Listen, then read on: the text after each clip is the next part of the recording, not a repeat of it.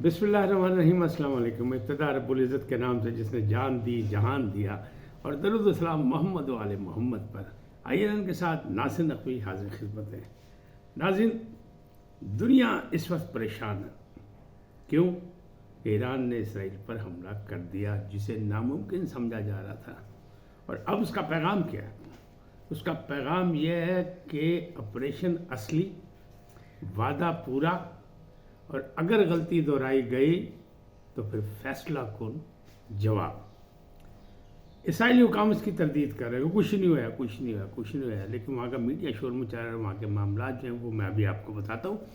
दूसरी बात ये कि झूठा लंदन और सच्चा इस्लामाबाद में फंस गया। ये क्या कहानी है? नवाज शरीफ हीरो के विलन, कहानी नया रुख इख्तियार करने जा रही है। ये कौन सी कहानी है? और फिर भारतीय जासूस सरबजीत सिंह का कातिल लाहौर में मारा गया। ये क्या कहानी है? इन तमाम चीज़ों से आपको आगाह करूंगा, लेकिन पहले आपसे गुजारिश कि आइए इनको सब्सक्राइब करें, लाइक करें और घंटी का बटन दबाना ना भूलें, और अपनी कीमती राय का इजहार भी अपनी शख्सियत के मुताबिक करें। जी, पहली बात करते हैं इंटरनेशनली बात कि आलमी जंग का ख़तरा, तीसरी आलमी जंग का ख़तरा। अमेरिका ने अपने बगल बच्चे इसराइल को समझाया कि नहीं, कोई गलती अब नहीं करनी, लेकिन कुछ लोग इसको साबित करने की कोशिश कर रहे हैं कि जनाब ड्रामा से सारा फ्रेंडली हमला था। 6 घंटे की परवाज़ करके ईरानी पहुंच गए और उनका कुछ नहीं हुआ। लेकिन इसराइल का मीडिया कह रहा है कि दफाई निज़ाम नाकाम और 1 अरब से ज़्यादा रकम खर्च करनी पड़ गई इसे रोकने के लिए। तो ईरान मुतमईन है, और इसका फ़र्क देखा जा सकता है यरूशलेम में, जहाँ खौफ व हरास है, जहाँ लोग भाग रहे हैं। ये उनका मीडिया दिखा रहे हैं, इंटरनेशनल मीडिया पर देखा जा सकता है। और दूसरी जानिब ईरान, तेहरान, जहाँ लोग जश्न मना रहे हैं। अच्छा, कह रहे हैं कि नहीं, ये तिफल तसल्लियाँ देने के लिए ईरान ने ये काम किया और मिल के खेला और जनाब अवाम को खुश करने के लिए किया, लेकिन नहीं। उनका माजी बता रहा है कि ऐसी बात नहीं, ये लड़ने मरने वाले हैं, ये शहादतों को गले लगाने वाले हैं। लिहाजा उनकी हिमायत भी जारी है, उनकी मुखालफत भी जारी है। सलामती कौंसिल में पहुंच गया इसराइल के जनाब आइए इन रोको की कर रहे हैं, अब अपने पे आइए ना, तो आग लगी है। तो अब जब फ़लस्तीन को मारा जा रहा है, जब फ़लस्तीनियों को मारा जा रहा है, जब बेगुनाहों को कत्ल हो, जब नहीं कोई पूछा, अब ये पहुँच गए। यूएनओ पहले कह रही जंग रोकनी चाहिए। पाकिस्तान का मौक़िफ़ भी है कि जंग फौरी तौर पर रोकनी चाहिए, बहुत नुकसान हो गया वरना ये आग फैलेगी। पाकिस्तान ने अपनी अहम मीटिंगें कर ली, इजलास कर लिए, अपने इंतजामात कर लिए, लेकिन यहाँ भी सूरत हाल मुआशी भी ख़राब है और अदम सियासी इस्तेहकाम भी है। आज सऊदी अरब का जो है वो सरमायाकारों का जो एक फ़ौज भी आ रहा है, एक शहज़ादे की क़यादत में, वो भी पड़ा है। मैं आज कौमी असम्बली का इजलास भी हो रहा है और 18 को मुश्तरका इजलास भी। तो यानी ये हफ्ता जो है बड़ा दम मस्त कलंदर होगा, बड़ी हंगामा राई होगी। दुनिया की सतह पर भी आपको उफ़क़ पे नज़र आएगा और पाकिस्तान में भी बहुत सी चीज़ें नज़र आएंगी। फिर मुझे मैंने कहा कि एक झूठा पकड़ा गया, फंस गया लंदन में। वो कौन है? वो आदिल राजा का बजा दिया बाजा एक ब्रिगेडियर ने। उसी ब्रिगेडियर ने, उसी फौज के ब्रिगेडियर ने जिसके खिलाफ वो मुसलसल बोल रहा था और जहाँ से वो भगोड़ा है। तो आदिल राजा को लंदन की अदालत ने 10,000 पाउंड का जुर्माना किया और 17 अप्रैल की तारीख भी दे दी कि शाम 4 बजे तक इसकी अदायगी भी करें। 5,000 पाउंड जो है उनके वकला को करने, 5,000 ब्रिगेडियर नसीर को करने। ये क्या सारे मामला थे? इसका मतलब ये एक झूठा था। और फेक न्यूज़ का जो मसला, पाकिस्तान में तो उनको शायद इंसाफ ना मिल सकता था, लेकिन इसीलिए शायद वो रिटायरमेंट के बाद लंदन चले गए और उन्होंने कहा जनाब असी इन्हों की बड़ी गुलामी च रहे और बड़ा इंसाफ कर दें, चलो इन्हों को इंसाफ ले, क्योंकि यहाँ तो पाकिस्तान में तो अभी हकीकी आज़ादी मांगी जा रही है। लिहाजा वो वहाँ पहुँच गए और ब्रिगेडियर साहब ले बैठे, आदिल राजा का बच गया बाजा। उनको 10,000 पाउंड यानी 17 अप्रैल को अदा करने पड़ेंगे।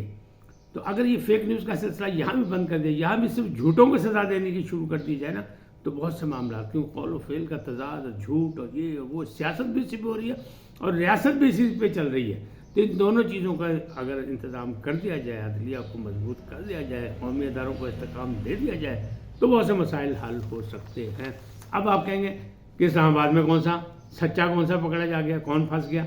تو جناب وہ ہیں جناب عزت مآب چیف جسٹس اطہر من اللہ، جن کے یہ 6 ججز کا جو خط ہے اس کے تانے بانے ان کی طرف جا رہے ہیں کہ جناب وہی قیادت کر رہے ہیں، کیونکہ انہی پہ سارا حرف آ رہا ہے، اور انہی نے جو ایک نوٹ لکھا ہے 7 رکنی بینچ کے رکن کی حیثیت سے، اس کے بعد اب لگ رہا ہے کہ نہ وہ فل کورٹ میں بیٹھ سکیں گے نہ کچھ، اور اسی لیے ان کے قریبی دوستوں نے حلقوں نے ان کو میسج دے دیا، پیغام دے دیا، مفت مشورہ دے دیا کہ باجی عزت بچاؤ دائیں بائیں ہو جاؤ، واری آ گئی ہے، پھنس گئے ہو تسی، تو نہ کریں ایسا، نہ کھیلیں، کیونکہ انہیں جو کچھ کیا تھا وہ ارشد ملک والا کیس تھا جس کو وہاں سے فارغ کر کے انہیں لاہور بھجوا دیا تھا، اور پھر وہ مر گئے جنہیں فیصلہ کیا تھا، اور پھر انہوں نے کہا تھا دباؤ میں سارا کچھ ہوا، پھر انہوں نے کہا نہیں زبردستی کی اس کی فیک جو ہے وہ ویڈیوز بنائی گئی، یہ وہ سارا کچھ ہے، لیکن اس پہ بات آگے نہیں چلنے دی، تو اس میں اطہر من اللہ صاحب باقاعدہ ملوث ہے۔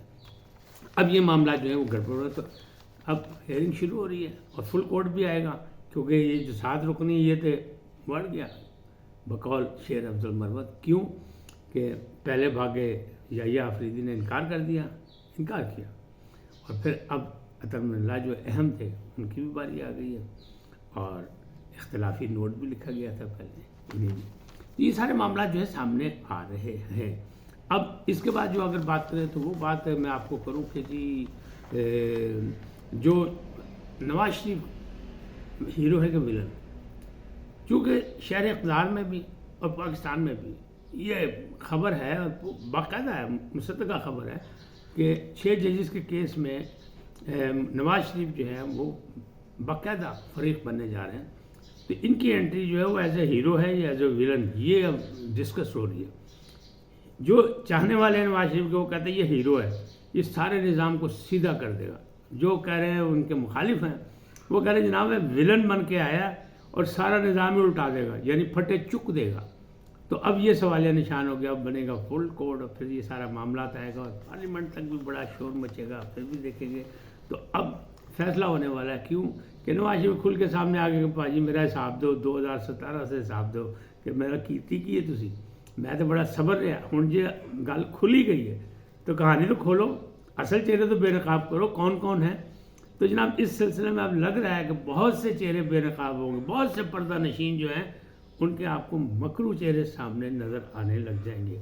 اب ایک بڑی خبر جو ہے وہ ہے کہ بھارتی جاسوس سربجیت سنگھ 2013 میں سینٹرل جیل کوٹ لکھپت میں قتل ہو گیا تھا، 2 قیدیوں نے یا 3 قیدیوں نے اسے اینٹیں مار مار کے مار دیا تھا، اس میں 2 قیدیوں کو رہا کر دیا گیا تھا 2018 میں، 2013 میں واقع ہوا تھا، الزام لگا، پھر 2000 ان کو پکڑ لیا گیا، اس میں تھا وہ ایک جو ہے وہ کہتے ہیں مدثر منیر، اور دوسرا جو تھا وہ تھا عامر تانبا عرف تانبا۔ تو عامر تانبا کو کل رات گھر میں گھس کے 2 بندوں نے مار دیا، نامعلوم لوگوں نے، ایک نے ہیلمٹ پہنا ہوا تھا، ایک نقاب پوش تھا۔ اب چونکہ ایک سیریل چل رہی ہے اور بھارت کی جانب سے ایک دعویٰ کیا جا رہا ہے کہ ہم اپنے مخالفین کو پاکستان کے اندر جا کے مار دیتے ہیں، تو شک کیا جا رہا ہے کہ یہ کیس بھی وہی ہے کہ سربجیت سنگھ کو مارا تھا، اور یہ بری ہوئے تھے، اس لیے بری ہوئے تھے کہ ان کو بری کیا گیا تھا 2018 میں کہ وہ جو شواہد تھے یا جو گواہ تھے وہ مکر گئے تھے، یعنی شواہد نہیں ملنے میں ظاہر شک کا فائدہ ملزم کو ملتا ہے، دونوں بری ہوئے تھے۔ تو عامر تانبا کو قتل کر دیا گیا، زخمی کر کے وہ چلے گئے تھے لیکن وہ زخموں کی تاب نہ لا سکتے اور وہ خالق کے کسی سے مل گیا عامر تانبا۔